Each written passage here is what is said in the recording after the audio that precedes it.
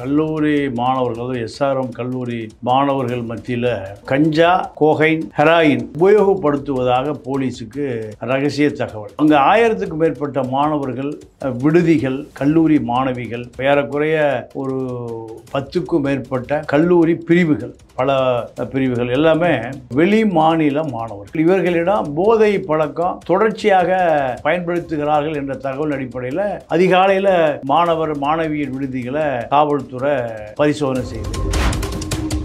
கல்லூரி வார்டன், கண்காணிப்பாளர்லாம் கடுமையாக இருந்தால் நீங்கள் இந்த மாணவனுக்கு இந்த கஞ்சா பழக்கமோ, போதை பழக்கமோ, ஹெராயின் பழக்கமோ, கெட்டமைன் பழக்கமோ வராது. அவர்கள் பள்ளிக்கூடத்துக்கு தனக்கு வேண்டிய கட்டணம் கிடைச்சிருக்கு. அதை தாண்டி அவர்கள் முழுமையான கவனம் செலுத்தணும். புத்தேரி காவல் நிலையத்தில் 69க்கும் மேற்பட்ட மரண வழக்கு இருக்கு. 69 மாணவ மாணவி எப்படி செத்தான்? தற்கொலைன்னு. தற்கொலை தான். கொலையா, தற்கொலையா, இல்ல பெண்கள் பாலியல் ரீதியாக பாதிக்கப்பட்டாங்களா, இல்ல மாணவன் தொடர்ச்சியாக போதை கிடைக்கலனா அவன் சைக்கோவாயிருவான். இவ்வளவு விஷயம் இருக்கு. காவல்துறை அனுமதியோடு, காவல்துறை கையூட்டு, காவல்துறை இருக்கிற கருப்பு ஆடுகள் உதவியோடு தான் இது நடக்குது. அதே மாதிரி இன்னொரு செய்தி, 24 மணி நேரமும் தமிழ்நாட்டில் டாஸ்மாக் திறந்துருக்குது, மது விற்பனை கள்ளத்தனமாக நடக்குது அப்படிங்கிற செய்தியும் சொல்கிறாங்க. குறிப்பாக அந்த பகுதிகளில் நிறைய சர்வசாதாரணமாக 20 வயசுக்கு மேலே இருப்பவனுக்கு டாஸ்மாக் இருக்குது, 20 வயசு 18 வயசு கீழே இருக்கிறவனுக்கு கஞ்சாவும் கோகைனும் ஹெராயினும். இது சாதாரண விஷயமாக பார்க்கப்பட முடியாது. போக்கு எப்படி இருக்கு? இல்லை, இப்போ எல்லா கல்லூரியும் இது போன்ற போலீஸ் பரிசோதனை செஞ்சுருக்கணும். ஆனால் போலீஸு ஏசி சண்முக கல்லூரிக்கு போகல, ஜேபிஆர் கல்லூரிக்கு போகல, ராமச்சந்திர உடையார் கல்லூரிக்கு போகல, வேல்ஸ் கல்லூரிக்கு போகல. அங்கே இது போன்ற பழக்கம் இருக்கு. எஸ்ஆர்எம்மோடு நிறுத்தி கொள்வது என்பது ஏற்புடையது அல்ல. கஞ்சா பழக்கம், போதை பழக்கம் எந்தெந்த கல்லூரியில் இருக்கோ அங்கெல்லாம் இது போன்ற காவல்துறை நீங்கள் ஒரு பரிசோதனை செஞ்சாதான் மாணவர்களுக்கு ஒரு அடிப்படை அச்சம் இருக்கும்.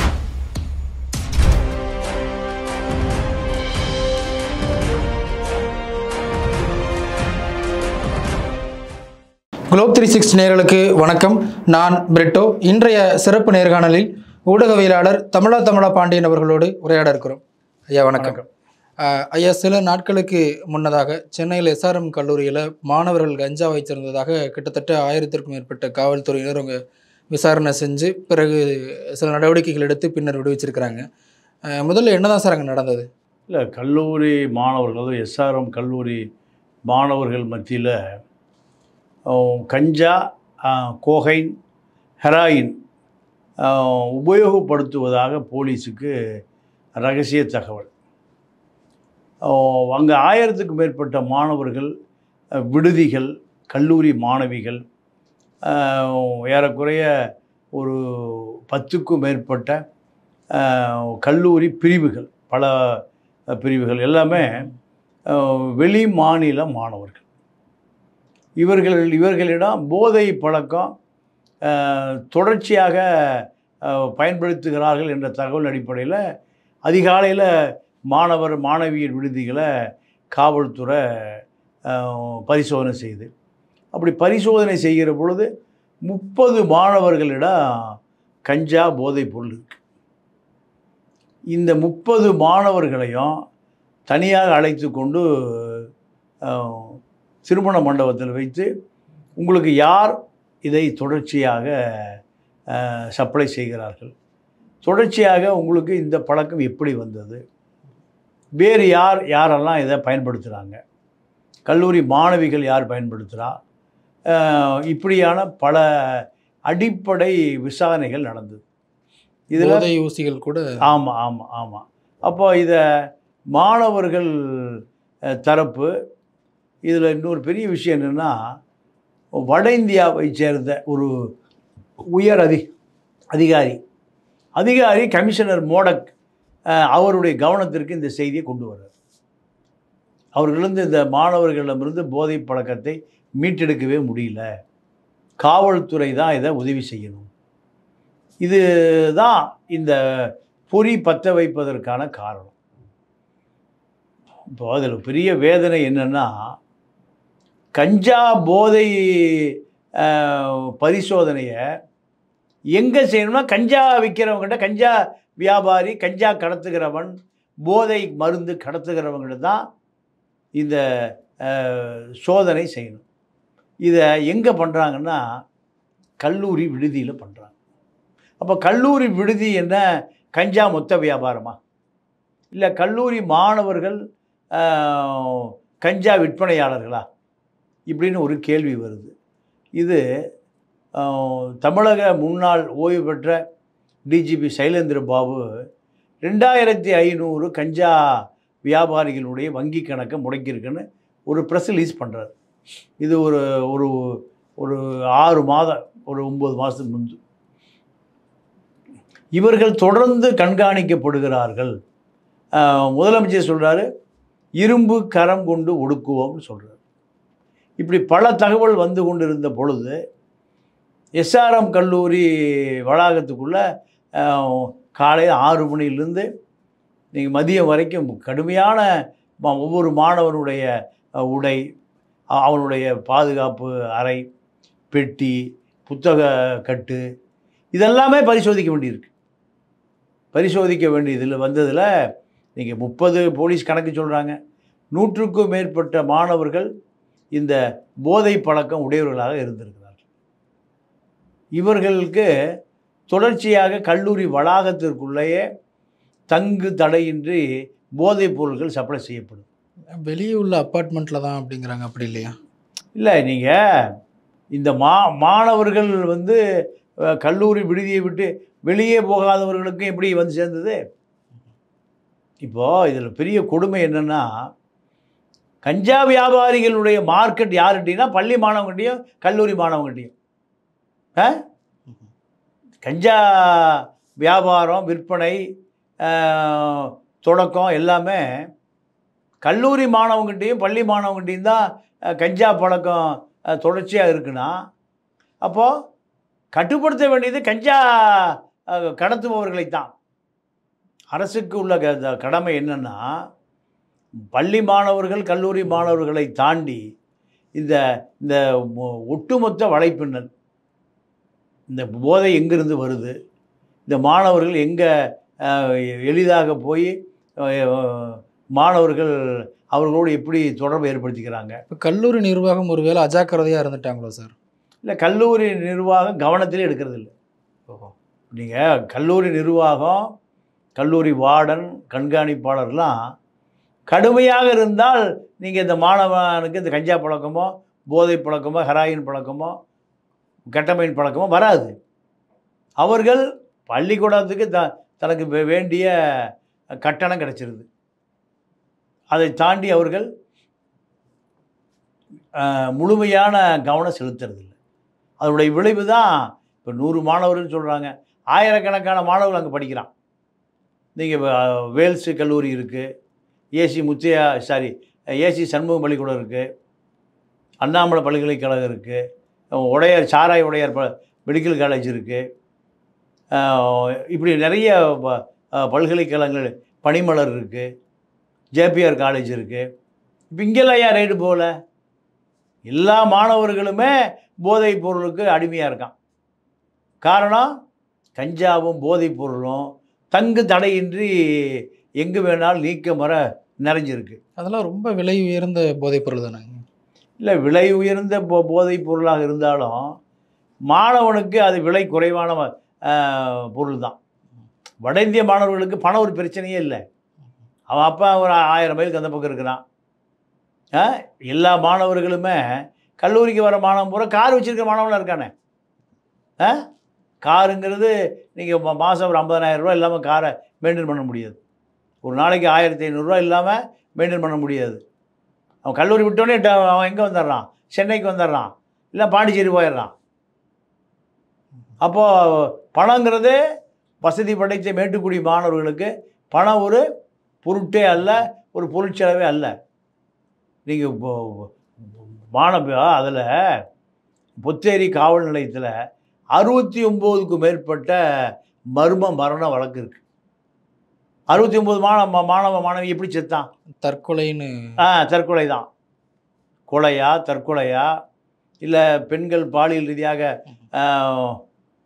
பாதிக்கப்பட்டாங்களா, இல்லை மாணவன் தொடர்ச்சியாக போதை கிடைக்கலினா அவன் சைக்கோவாயிடுவான்.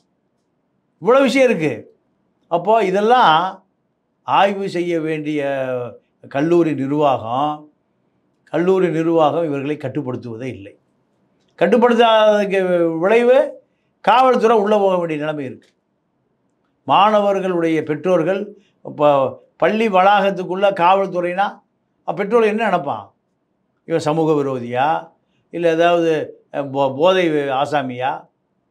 கல்லூரி வளாகம், கல்லூரி ஹாஸ்டல் என்பது உலகத்திலேயே நம்பிக்கையானது, பாதுகாப்பானது. அந்த மாணவன் படிப்பான், அவன் சமூகத்துக்கு பெரிய பொறுப்பாக வருவான். எதிர்காலத்தில் ஐஏஎஸ் ஆவான், ஐபிஎஸ் ஆவான், ஒரு விஞ்ஞானி ஆவான், ஒரு கல்லூரி பேராசிரியர் ஆவான், மருத்துவர் ஆவான்.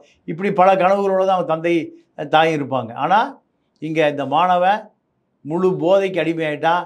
ஒரு ஆயிரக்கணக்கான போலீஸ் உள்ளே போய் ரெய்டு பண்ணுகிற அளவுக்கு கல்லூரி நிர்வாகம் பலவீனமாக இருக்குன்னா இது எப்படி எடுத்துக்கிறது? நீங்கள் அந்த கல்லூரி வளாகத்தின் மீது தான் முழு பொறுப்பு. ஒருத்தர் 2 பேர்னா பரவாயில்ல, நூற்றுக்கணக்கான பேர் பல இடங்களில் விசாரிக்கிறாங்க, ரைடு பண்ணுறாங்க. அவ்வளவு நடக்கிற வரைக்கும் காவல்துறைக்கு தெரியாமலையா இருந்திருக்கும்? இல்லை, காவல்துறைக்கு தெரியாமல் இருக்காது. நல்ல கேள்வி. காவல்துறை, நீங்கள் பொத்தேரி காவல் நிலைய ஆய்வாளர் இருக்காருன்னா அந்த ஆய்வாளருக்கு அந்த ஏரியாவில் எங்கே போதை ஆசாமி இருக்கான், போதை எங்கே விற்கப்படுகிறது, போதை எங்கே வாங்கப்படுகிறது, எங்கே பரிமாறப்படுகிறது, எங்கே அது கடத்தப்படுகிறது, எல்லா தகவலும் தெரியும். ஏன் நடவடிக்கை எடுக்க முடியல? இப்போ அந்த பொத்தேரி காவல் நிலைய ஆளுகைக்கு உட்பட்ட ஆய்வாளர் கமிஷனருக்கு தகவல் கொடுத்துருப்பார். கமிஷனரு இங்கே ரைடு பண்ணுறாரு. இதெல்லாம் ஒரே நாளில் நடக்கிற விஷயம் இல்லை. நீங்கள் அந்த ஏரியாவில் அடிக்கடி கஞ்சா விற்கிறவன், ஹெராயின் விற்கிறவன் பிடிபடுவான். பிடிபட்ட பிறகு வழக்கு பதிவாகும். அதை கமிஷனர் பார்ப்பார். இதுக்கு முன்பு இருந்த கமிஷனர் இதை பற்றி பார்த்த தகவலே இல்லை. அமல்ராஜ் ஒரு கமிஷனர் இருந்தார். அவர் இதை விசாரித்ததாகவோ வழக்கு நடத்தினதாகவோ புகாரே இல்லை. இப்போ இவர் வட இந்திய அதிகாரி, வட இந்திய புகார், வட இந்திய மாணவர்கள், அதனால் அவருக்கு அழுத்தம், டெல்லியிலேருந்து அழுத்தம் வந்திருக்கலாம், இல்லைன்னா கமிஷன் ஆஃபீஸில் அழுத்தம் வந்திருக்கலாம். அதன் காரணமாக எஸ்ஆர்எம் ஒரு அரசியல் பின்னணி உள்ளவர், பிஜேபி பின்னணி உள்ளவர், முன்னாள் நாடாளுமன்ற உறுப்பினர், இவர் நாடாளுமன்ற வேட்பாளர், பிஜேபி நாடாளுமன்ற வேட்பாளர். இப்போ இவ்வளோ விஷயம் இருக்குது. இதை தாண்டி ரைடு போகுதுன்னா தவிர்க்கவே முடியல. தமிழ்நாடு முழுக்க பள்ளிகள் தான் இந்த கஞ்சா வியாபாரிகளுடைய மார்க்கெட். சந்தைப்படுத்துதே யாருக்கிட்ட? பள்ளி மாணவங்கிட்டீங்கன்னா இது சமூகத்தில் மிகப்பெரிய அவலம். முழு பொறுப்பு காவல்துறைக்கு தான். காவல்துறை சரியாக அவர்களை கண்காணிக்கலை. பல லட்சக்கணக்கான மாணவர்கள் படிக்கிறான் தமிழ்நாடு முழுக்க, பல்கலைக்கழகங்களில், கல்லூரிகளில். அப்போது இங்கே ஒட்டுமொத்தமாக இந்த பழக்கம் இருக்குது, இதை தடை செய்ய முடியலன்னா யாருடைய பலவீனம்? காவல்துறை பலவீனம் தான். நமக்கு நார்காட்டிக்ஸ் இருக்குது, மதுவிலக்குத்துறை இருக்குது, இவ்வளவு பிரிவுகள் இருந்துமே கூட நம்மளால் கவனிக்க முடியலையோ? இல்லை, நம்மளே அதை ஆதரித்தான், நம்மளே அவங்கள்ட்ட கைவிட்டு வாங்கிட்டான், நம்மளே அவர்களோட கள்ளத்தொடர்பில் இருந்தால். எந்த சாராய வியாபாரியும் எந்த கஞ்சா வியாபாரியும் காவல்துறைக்கு தெரியாமல் பண்ணவே முடியாது. காவல்துறை அனுமதியோடு, காவல்துறை கையூட்டு, காவல்துறை இருக்கிற கருப்பு ஆடுகள் உதவியோடு தான் இது நடக்குது. அதே மாதிரி இன்னொரு செய்தி, 24 மணி நேரமும் தமிழ்நாட்டில் டாஸ்மாக் திறந்துருக்குது, மது விற்பனை கள்ளத்தனமாக நடக்குது அப்படிங்கிற செய்தியும் சொல்கிறாங்க. குறிப்பாக அந்த பகுதிகளில் நிறைய சர்வசாதாரணமாக 20 வயசுக்கு மேலே இருப்பவனுக்கு டாஸ்மார்க்கு, 20 வயசு 18 வயசு கீழே இருக்கிறவனுக்கு கஞ்சாவும் கோகைனும் ஹெராயினும். இது சாதாரண விஷயமாக பார்க்கப்பட முடியாது. மிகப்பெரிய அவலம். கல்யாண வீட்டுக்கு போனாலும் சாராயம், கருமாதி வீட்டுக்கு போனாலும் சாராயம். மது இல்லாத நம்ம வாழ முடியாத நிலைமைக்கு வந்துட்டான் மனுஷன். இது இந்த திராவிட இயக்கம் தான். 6500 கடை இருக்குது, 6500 டாஸ்மார்க் கடை இருக்குது. ரேஷன் கடை 3000 கடை தான் இருக்குது. அரிசி, உப்பு, புளி, பருப்பு வாங்குகிற அரசு குடிமைப் பொருள் கடை பாதி தான் இருக்குது. இது அது மாதிரி 2 மடங்கு இருக்குது. அப்போ அரசாங்கம் இதை ஊக்குவிக்குது. கலெக்டர் மீட்டிங் போட்டால், ஆமாம் கலெக்டர் இந்த மாதம் டாஸ்மார்க் வருமானத்தை உயர்த்தணும், இதுதான் அவருடைய டார்கெட். அந்த டார்கெட் அச்சீவ் பண்ணாதவங்கள சஸ்பெண்ட் பண்ணுறாங்க அப்படிங்கிற செய்தியும். அப்போது அரசே மது விற்பனையை ஊக்குவித்தால் மது குடிக்கிற காசு இல்லாதவன் கஞ்சாட்ட தான் போவோம். ஏன்னா கஞ்சா 50 ரூபாய்க்கு வாங்கலாம், நீங்கள் கள்ளக்குறிச்சி சாராய சாவு 50 ரூபாய்க்கு மேலே அவனால் சாராயம் குடிக்க முடியல, அதனால் கெமிக்கலை குடித்து சாகுறான். யாருடைய தப்பு? நீங்கள் கள்ளக்குறிச்சி கல்வராய மலையை ஒட்டி நீங்கள் 100க்கும் மேற்பட்ட சாராய ஊழல் நடக்குது. காவல்துறை தெரியாமல் எப்படி நடக்கும்? இப்பயும் நடந்துட்டு இருக்கு. எப்பவுமே நடக்கும். காவல்துறைக்கு தெரியாமல் நடக்காது. 5 மாவட்டம், எங்கள் திருவண்ணாமலை, திண்டிவனம், விழுப்புரம், வேலூர், சேலம், 5 மாவட்டத்துக்கு அங்கேருந்து தான் கள்ளச்சாராயம் சப்ளை. அப்போ இது எப்படி காவல்துறைக்கு தெரியாமல், எப்படி காவல்துறை தெரியாமல் எப்படி மலை மேலே பொருள்கள்லாம் போகும்? எல்லாமே காவல்துறையில் இருக்கக்கூடிய கருப்பு ஆடுகளுக்கு தெரியும். இப்போ எஸ்ஆர்எம் கல்லூரியில் இன்னும் வேறு சில போதை கலாச்சாரங்கள்லாம் பேசப்படுது. அங்கே லிவிங் டுகெதர் சர்வசாதாரணமாக நடக்குது, குரூப் செக்ஸ் போன்ற விஷயங்கள்லாம் நடக்குது. இப்படிலாம் செய்திகள் கேள்விப்படுறோம். எந்த அளவுக்கு உண்மைங்கய்யா? இல்லை, உண்மை இல்லை. நீண்ட நாள் அந்த புகார் இருக்குது. கடுமை காட்ட வேண்டிய எஸ்ஆர்எம் நிறுவனம் காசை மட்டுமே பார்க்கிறது. அவர்களுக்கு தேவை கட்டணம், பல கோடி ரூபாய் கட்டணம் வசூலாகுது. அதனால் மாணவர்களை கடுமை காட்டுவதில்லை. கடுமை காட்டணும் சேர மாட்டான். நீங்கள் இதுக்கு பச்சைமுத்தும் சிறையில் அடைக்கப்பட்டார், பச்சைமுத்துடைய பினாமியாக இருக்க மதனும் சிறையில் அடைக்கப்பட்டார். காரணம், நீங்கள் மாணவர்களுக்கு கல்லூரி சீட்டுக்களை, மெடிக்கல் சீட்டை 100 பேர் சீட்னா 200 பேர்கிட்ட பணம் வாங்கிக்கிறது. மதனுக்கு தான் வேலை. மதன் பச்சைமுத்துக்கு நெருங்கிய நபர். அந்த மதன் சிறையில் அடைக்கப்பட்டார். நிறைய மாணவர்கள்ட்ட பணத்தை வாங்கிட்டு மெடிக்கல் சீட்டே கொடுக்கல. அப்போ மெடிக்கல் சீட்டே பிளாக்கில் விற்கிதுன்னா அந்த கல்லூரி நிர்வாகம் எப்படி இருக்கும்? இந்த கல்லூரி நிறுவன தலைவர் பச்சைமுத்து கைது செய்யப்பட்டு சிறையில் அடைக்கப்பட்டார்.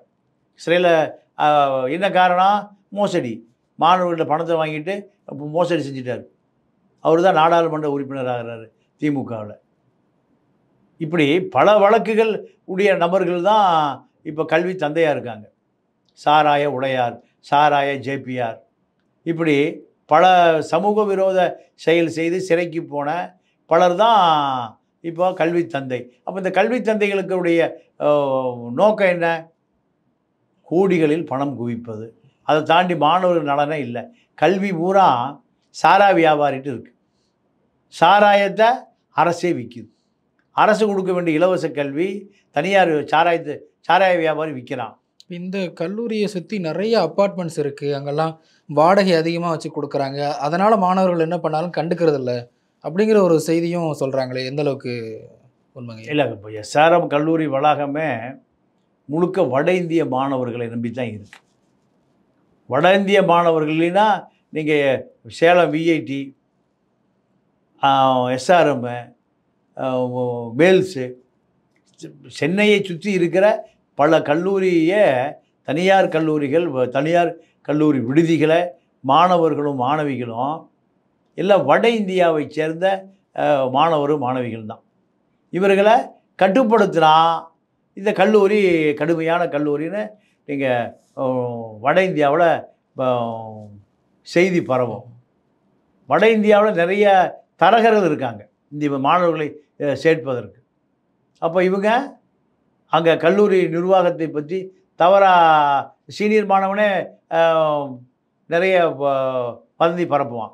அதனால் அவங்க என்ன பண்ணுறாங்க, இந்த கல்லூரியை எந்த கடுமையும் இல்லை, சுதந்திரமான கல்லூரி, பணம் இருந்தால் போதும், பட்டத்தோடு திரும்பி வரலாம். இதுதான் இந்த கல்லூரிகள் மீது விதைக்கப்படுகிற செய்தி. அப்போ இவர்கள் மாணவர் நலனை பற்றி எந்த அக்கறையும் எடுத்துக்கொள்வதில்லை.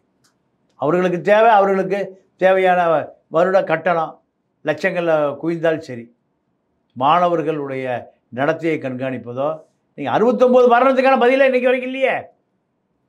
அவர் தான் ப்ரெஸ் கிளப்பை கட்டி கொடுத்துருக்காரு பச்சைமுத்து. எது கட்டி கொடுத்துருக்காரு? தன்னுடைய கல்லூரி பற்றி எந்த செய்தி வந்துடக்கூடாது. அதுதான் அவருடைய நோக்கம். இது இன்றைக்கி வரைக்கும் ஃபாலோ பண்ணுறாங்களே. கமிஷன் ஆஃபீஸில் இப்போ பாதிக்கப்பட்ட மாணவர் போய் புகார் கொடுத்தா அந்த புகார் அடுத்த நாள் அவர் வீட்டுக்கே போயிடுது. சில கருப்பு ஊடகங்களில் இருக்கக்கூடிய வேலை பார்க்குற சில கருப்பு மனிதர்கள் எடுத்துக்கொண்டு கொடுத்துட்றான். அப்போ இது எப்படி சரி செய்வது? காவல்துறை 6 மணிக்கு சாராய வியாபாரிகிட்ட ரைடு பண்ணுறதை பார்த்துருக்கோம், கஞ்சா வியாபாரிகிட்ட ரைடு பண்ணுறதை பார்த்துருக்கோம், போதை விற்கிறவங்கள்ட்ட ரைடு பண்ணுறதை பார்த்துருக்கோம், ஊரில் அழிக்க போயிருக்கிறதா கேள்விப்பட்டிருக்கோம் மலை மீது. ஆனால் கல்லூரி வளாகத்துக்குள்ளே நீங்கள் நூற்றுக்கணக்கான காவல்துறை போகுதுன்னா அந்த கல்லூரி வளாகம் எப்படி இயங்கியிருக்குன்னு பாருங்க, எவ்வளோ செய்தி வெளியே போயிருக்கோம். 69 மரணங்கள்ல பல பெண் மாணவர்களும் இருக்கிறாங்க. ஆமாம் ஆமாம், ஆணையம் மட்டும் எப்படி சாவான், பெண்ணும் இறந்துருக்கா. அப்போ அந்த புத்தேரி காவல் நிலையத்தில் அதற்கான விசாரணை இன்றைக்கி வரைக்கும் துவங்கப்படவில்லையே. 69 மரணங்களும் எப்படி நடந்ததுன்னு ஒரு பொதுநல வழக்கு ஹைகோர்ட்டில் போட்டால் நீங்கள் முழு தகவலும் வெளியில் வரும். யார் செய்வது? அரசியல் கட்சிக்கு பூரா அவட நன்கொடை வாங்குகிற ஆளாக மாறியிருக்கான். அத்தனை கட்சியும் பச்சை முத்துக்கிட்ட நன்கொடை வாங்குகிற ஆட்கள் தான். சாதி அமைப்புகளுடைய தாக்கம் கூட கல்லூரி வளாகத்துக்குள்ளே இருக்குது அப்படின்னு சொல்கிறாங்களே. இல்லை சார், அதாவது வட இந்திய மாணவர்கள் அங்கே, அதனால் நீங்கள் தெற்கு இருக்கக்கூடிய கல்லூரிகள் தான் சாதி கட்டமைப்பு. இங்கெல்லாம் மாணவன் பூராமே இல்லை நவநாகரிகமான மாணவர்கள் மாணவிகள். அதனால் சாதிய கட்டமைப்பெல்லாம் சும்மா அது வதந்தியை கிளப்புறது. வட இந்திய மாணவனுக்கு என்ன சாதின்னு தெரியாது. முழுக்க 90% வட இந்திய மாணவர்கள் தான். சென்னையை சுற்றி இருக்கக்கூடிய அனைத்து கல்லூரிகளிலும் வட இந்திய மாணவர்கள். கோயம்புத்தூரை சுற்றி இருக்கிற கல்லூரிகள் பூரா கேரளா மாணவிகள். இங்கே ஆந்திரா வட இந்திய மாணவர்கள் தான் சென்னையில். கோயம்புத்தூர் சுற்றி இருக்கிற கல்லூரிகள் பூரா கேரளா மாணவர் மாணவிகள். இதில் எங்கே போய் சாதி? சாதி என்பதே நீங்கள் தெற்கு தான், தமிழ்நாட்டினுடைய தெற்கு பகுதி தான். மதுரை, திருநெல்வேலி, ராமநாதபுரம், இங்கே தான் அந்த சாதிய பிணக்கு. அதனால் இங்கே சென்னையை பொறுத்தவரை சாதிய பிரச்சனையே இல்லை. அது முழுக்க தென் மாவட்டத்துக்கு சொந்தமானது. இந்த வழக்கில் வேறு இது அடுத்த கட்டமாக எப்படி நகரும்னு நினைக்கிறீங்க? இல்லை, அவ்வளோதான், ரைடு முடிஞ்சுது. ஒரு 3 மாதத்துக்கு போதை ஆசாமிகள் போல தலைமறைவாக இருப்பான். சப்ளை ஆகக்கூடிய மாணவன் சப்ளைக்கு வரமாட்டான். ஏன்னா காவல்துறை கண்காணிச்சிட்டு இருக்கோம். அதனால் காவல்துறை கட்டுப்பாட்டில் இந்த வியாபாரம் செய்யக்கூடிய அத்தனை பேரும் சிறையில் அடைக்கப்படுவான். அதனால் ஒரு 2 மாதம் இந்த கஞ்சா வியாபாரம் இந்த கல்லூரி வளாகத்தை சுற்றி தொடர்பு எல்லைக்கு அப்பால் இருக்கும். இந்த கல்லூரி வளாகமே நீங்கள் ஏரி ஆக்கிரமிப்பு, பொத்தேரி ஏரி ஆக்கிரமிப்பு, இட ஆக்கிரமிப்பு, இப்படி பல குற்ற பின்னணி உடையதான் எஸ்ஆர்எம் பல்கலைக்கழகம். அங்கே முழுக்க என்றைக்கு அந்த பல்கலைக்கழகம் ஆரம்பிக்கப்பட்டதோ அதுலேருந்து பல சர்ச்சைகள் தான். பச்சைமுத்து மீது, ரவி பச்சைமுத்து மீது பல சர்ச்சைகள் தொடர்ந்து வட்டமடிக்குது. அங்கே அரசு நிலம் பல ஏக்கர் ஆக்கிரமிக்கப்பட்டிருக்கு. ஏரி எப்படி தனிநபருக்கு சொந்தமாகும்? பொத்தேரியை சேர்ந்த அந்த ஏரி எப்படி தனிநபருக்கு சொந்தமாகும்? ஏரி காம்பவுண்ட் போட்டு வச்சுருக்காங்க, நீங்கள் மெயின் ரோட்டில் போய் பாருங்கள். அரசுக்கு சொந்தமான நீர் பிடிப்பு பகுதி, இது எப்படி தனியாருக்கு சொந்தமாக? அரசு அங்கே போகவே இல்லையே. திமுக அண்ணா திமுக 2 அரசுகளுமே அந்த நிலத்தில் நீர்பிடிப்பு பகுதியாக உள்ள இடம் எப்படி தனியாருக்கு போய் சேரும்? காரணம், அதிகாரிகள் விலைக்கு வாங்கப்பட்டார்கள், அரசியல் கட்சி விலைக்கு வாங்கப்பட்டது. அதனால் முழு இடமும் அவர் கட்டுப்பாட்டுக்கு போயிடுச்சு. இப்போ பாரிவேந்தர் எப்படி இவ்வளோ பெரிய வளர்ச்சி அடைஞ்சாருங்க? இல்லை, அவர் சாதாரண டியூஷன் வாத்தியார். நைட்டிங்கேல்னு மேற்கு மாவட்டத்தில் ஒரு சின்ன பள்ளிக்கூடம் ஆரம்பித்தது தான். நீங்கள் ஒரு 80-90களில் தனியாருக்கு என்னைக்கு அனுமதி கொடுத்தாங்களோ, இது முழுக்க எம்ஜிஆர் காலத்தில் கொடுக்கப்பட்டது தான். ஜெகதரட்சனுக்கு போன்ற ஆட்களுக்கெல்லாம் தனியார் பொறியியல் கல்லூரி மாணவர்கள் சேர்க்க எல்லாமே கர்நாடகாவில் தான் நடக்குது. தமிழ்நாட்டில் தனியார் பொறியியல் கல்லூரியே இல்லை. அப்போ எம்ஜிஆரை இடம் கொடுத்து, பணம் கொடுத்து, உரிமம் கொடுத்து ஆரம்பிக்க சொல்கிறார். அந்த நேரத்தில் யார் அனுமதி கேட்டாலும் கொடுக்கப்பட்டது. அப்படி உருவானவர்கள் தான் இன்றைக்கி இருக்கக்கூடிய பழைய சாராய வியாபாரிகளான கல்வி தந்தைகள் பூரா பணம் கொட்ட ஆரம்பிச்சிருச்சு. கோடி ரூபா. நீங்கள் ஒரு மெடிக்கல் காலேஜ் இருந்ததுன்னா வருஷம் 100 கோடி ரூபா கொட்டும். 5 மெடிக்கல் காலேஜ் இருந்தால் 500 கோடி ரூபா கொட்டும். பொறியியல் கல்லூரி இருந்தால் கோடிக்கணக்கான ரூபா. நீங்கள் அட்மிஷனே 3 லட்ச ரூபா, 4 லட்ச ரூபா, 200 மாணவனை சேர்த்துறாங்க. என்னாச்சு? அப்போது நீங்கள் 3 லட்சம் போட்டிங்கன்னா கம்ப்யூட்டர் சயின்ஸு எல்லாமே ஒரு ஒரு கல்லூரி வளாகத்தில் குறைந்தது ஒரு 3000 மாணவன் படிக்கிறான். 5 லட்ச ரூபா முதல்ல அட்மிஷன் ஃபீஸு, வருஷம் 1 லட்ச ரூபா, எந்த செலவும் இல்லை. எல்லாமே நீங்கள் ஓய்வு பெற்ற இல்லைன்னா ஓய்வு பெற போகிற கல்லூரி பேராசிரியர்கள் தான். அப்போ இந்த கல்லூரியில் படித்து முடிச்சுட்டு வேலை தேடுகிறவன் தான் அங்கே கல்லூரி பேராசிரியர். தகுதியான ஆட்கள், தகுதியான பயிற்சி பெற்றவர்கள், தகுதியான ஆசிரியர்களை கொண்டெல்லாம் இப்போ கல்லூரி நடப்பதே இல்லை. எல்லா கல்லூரியிலையுமே மெடிக்கல் காலேஜ்லேயே பல துறைக்கு பேராசிரியர்கள் இல்லைன்னு புகார் வருது தனியார் கல்லூரிகளில். யார் இதெல்லாம் கேட்பது? 3 வருஷம் கழித்து 5 வருஷத்துக்கு சர்டிஃபிகேட் கொடுத்து வெளியே அனுப்பிச்சிடலாம். இதை வச்சு வேலைக்கு சேர்ந்துக்கோ, வேலை தேடிக்கொள். இதுதான் பெரிய புகழ்பெற்ற விஐடி விஸ்வநாதனே அதான் பண்ணிகிட்டு இருக்கார். சர்டிஃபிகேட் கொடுத்து அனுப்பிச்சிடுவோம். பிஎட் காலேஜில் அப்படி தான் 2 வருஷம் அட்மிஷன் போட்டுருவான், 3 லட்ச ரூபா பணம் வாங்கிடுவான். 40 பேர், நான் 1,20,00,000 வருஷத்துக்கு பிஎட் காலேஜில். இப்படித்தான். அப்போது இது ஒரு அரசாங்கம் செய்ய வேண்டிய வேலையை தனியார் கள்ளச்சாராய கள்ளச்சந்தை வியாபாரிகள் கல்வியை வியாபாரம் பண்ணுறான். எல்லாம் வியாபாரம் தான். சீட்டு, இந்த படிப்புக்கான சீட்டு 1 லட்ச ரூபா கொடுத்தா வாங்கி தரேன், 2 லட்ச ரூபா கொடுத்து வாங்கி தரேன், இப்படி இந்த இடைத்தரகர்களும் அதிகமாயிட்டாங்க அப்படிங்கிற செய்தியும் கேள்விப்படுறேன். அவன் கல்லூரி நிர்வாகமே அதை அனுமதிக்குது இல்லை. அவங்களுக்கு தெரிஞ்சதை நடக்குது. அவங்க தான் இதை பணம் பண்ணுற தொழிலாக மாற்றிருக்காங்க. இப்போ மதன் என்ன பண்ணுவாருன்னா, எஸ்ஆர்எம்மில் 200 மெடிக்கல் சீட் இருக்குன்னா ஒரு சீட் 50 லட்ச ரூபான்னு 200க்கு நீங்கள் 100 கோடி ரூபாய் கொடுத்துருவார். அரசு கல்லூரி இடம் கிடைக்காத வரும்போது 50 லட்ச ரூபாய்க்கு வாங்குகிற சீட்டு 75 லட்ச ரூபா. கடைசி நேரத்தில் அது 1 கோடியாகவும் மாறும், 100 கோடி 200 கோடியாகவும் மாறும். இந்த இதில் அடுத்த மொத்தம் 100 சீட்னா 200 சீட்டுக்கு பணம் வசூல் பண்ணிடுவார். அப்படி பணம் கொடுக்கலைங்கிறதான பேர் வழக்கு. போலீஸ் தேடு தப்பி ஓடுறாரு, வட இந்தியா பூரா ஓடுறாரு, திருப்பூரில் போய் ஒழிஞ்சிருக்கார் ஒரு அண்டர் கிரவுண்டில். மதுரை ஜெயிலுக்கு போகிறாரு, பச்சைமுத்தும் ஜெயிலுக்கு போகிறாரு.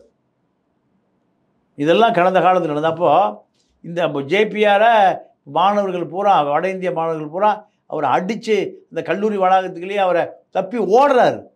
அதெல்லாம் நடந்தது. பழைய ரவுடி ஜேபிஆர் திருநெல்வேலியில் அவர் கிரிமினல் வழக்கு பதிவு செய்யப்பட்டு தலைமறைவாக இருந்தவர் தான் ஜேபிஆர். ஜே பால் ராஜ், ஜேபிஆர். அப்புறம் அதிமுக வர்றாரு. அப்புறம் குடிகால் வாரிய தலைவர், இப்படி பல பதவிகள் வைத்து இப்போ அவர் பெரிய கல்வி தந்தை. இதெல்லாம் எப்படி சாத்தியம்? எல்லாம் சட்டவிரோதமான பரிவர்த்தனைகள் தான், எல்லாமே கள்ளச்சந்தை தான், எல்லாமே சமூக விரோத செயல் செய்து எல்லாம் கல்வி தந்தையாக மாறியவர்கள் தான். இப்போ இந்த சம்பவம் மற்ற கல்லூரிகளுக்கு ஒரு முன்னுதாரணமாக ஒரு பாடமாக இருக்குமா, அல்லது எப்படி இதனுடைய போக்கு எப்படி இருக்கும்? இல்லை, இப்போ எல்லா கல்லூரியும் இது போன்ற போலீஸு பரிசோதனை செஞ்சுருக்கணும். ஆனால் போலீஸு ஏசி சண்முக கல்லூரிக்கு போகலை, ஜேபிஆர் கல்லூரிக்கு போகலை, ராமச்சந்திர உடையார் கல்லூரிக்கு போகலை, வேல்ஸ் கல்லூரிக்கு போகலை. அங்கே இது போன்ற பழக்கம் இருக்குது. எஸ்ஆர்எம்மோடு நிறுத்தி கொள்வது என்பது ஏற்புடையது அல்ல. கஞ்சா பழக்கம், போதை பழக்கம் எந்தெந்த கல்லூரியில் இருக்கோ அங்கெல்லாம் இது போன்ற காவல்துறை நீங்கள் ஒரு பரிசோதனை செஞ்சால் தான் மாணவர்களுக்கு ஒரு அடிப்படை அச்சம் இருக்கும். அதை செய்யாமல் விட்டால் அந்த அச்சமே போயிடும். கல்லூரி நிர்வாகம் செய்யலைங்க. கல்லூரி நிர்வாகம் செய்யலாம், யாரும் செய்வது? காவல்துறை தான் செய்யணும். பெரிய வேதனை என்னென்னா, சமூக விரோதிகளை, கஞ்சா வியாபாரிகளை நீங்கள் தேட வேண்டிய இடம் எங்கேன்னா கஞ்சா விற்கிற இடத்துல. கல்லூரி வளாகத்தில் போய் கஞ்சா விற்பவனையும், போதை விற்பவனையும், ஹெராயின் விற்பவனையும் கல்லூரி மாணவர் விடுதலை தேடுறாங்கிறது தமிழகத்துக்கு பெரிய தலைகுனிவு, பெற்றோர்களுக்கு மிகப்பெரிய தலைகுனிவு. அந்த மாணவன் எப்படி எதிர்காலத்தில் ஒரு ஆரோக்கியமான சமூகத்தில் ஒரு பெரிய கல்விமானம் எப்படி மாறுவான்? அந்த கல்லூரியை போதை கல்லூரி, கஞ்சா கல்லூரி, இது வரலாற்றில் பெரிய இழுக்கா இல்லையா, ஒரு கருப்பு பக்கமாக இல்லையா? இது முழு பொறுப்பு கல்லூரி நிர்வாகத்துக்கு தான் சாரும். கல்லூரி நிர்வாகம் செய்ய வேண்டிய வேலையை காவல்துறை செய்யும். இது கல்லூரி நிர்வாகம் திருத்திக் கொள்ளவில்லை என்றால் இந்த கல்லூரிகளெல்லாம் நீங்கள் பெற்றோர்கள் நம்பிக்கை இழந்து கல்லூரிகளை மூட வேண்டி வரும். ஏன்னா அரசு செய்ய வேண்டிய வேலையை தனியார் செய்கிறார்கள். அதுலேயும் மக்களுக்கு நம்பிக்கை இல்லைன்னா தனியார் கல்லூரிகள் மீது மக்களுக்கு நம்பிக்கை இழந்து தனியார் கல்லூரிகளை மூட வேண்டிய நிலைமையும் விரைவில் வரலாம். இந்த போதை பழக்கத்திலிருந்து மாணவர்கள் மீண்டு வருவதற்கு அதுக்கான நடவடிக்கைகள் எதுவும் எடுப்பாங்கன்னு நினைக்கிறீங்களா? இல்லை, கல்லூரி நிர்வாகம் தான் கடுமையாக இருக்கணும். கடுமையான நிர்வாகம் செய்யணும். அது செய்ய தவறியதுனால தான் காவல்துறை உள்ளே போகுது. அதனால் மாணவர்கள் குற்றவாளிகள் அல்ல, கல்லூரி நிர்வாகம் தான் குற்றவாளிகள். பச்சைமுத்து தான் குற்றவாளி, ஜேபிஆர் தான் ஜேபிஆர் செத்து போயிட்டார், ஜேபிஆர் மருமக மணவரம் தான் குற்றவாளி, ஐஸ்வரி கணேஷ் தான் குற்றவாளி, ஏசி சண்முகம் தான் குற்றவாளி, விஏடி விஸ்வநாதன் தான் குற்றவாளி. இவர்கள் நீங்கள் மாணவனை காப்பாற்ற வேண்டிய பொறுப்பு அவர்களுக்கு தான் இருக்குது, காவல்துறைக்கு இல்லை. இரண்டாவதாக காவல்துறைக்கு இருக்குது. செய்ய தவறியது இவர்கள் மீது உள்ள மிகப்பெரிய குற்றச்சாட்டு. நிகழ்ச்சியில் பங்கெடுத்தமைக்கு மிக்க நன்றி. நன்றி, வணக்கம்.